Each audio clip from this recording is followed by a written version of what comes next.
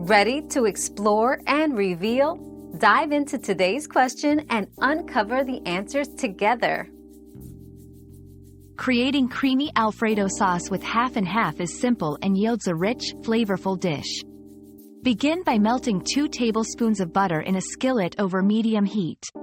Sauté 1 minced garlic clove in the butter until fragrant, about 1 minute. Whisk in 1 cup of half and half and bring to a gentle simmer. Slowly add 1 cup of grated Parmesan cheese, stirring until the cheese is melted and the sauce thickens, about 3 to 4 minutes. Season with a pinch of salt and black pepper to taste. For a thicker sauce, simmer for a few additional minutes.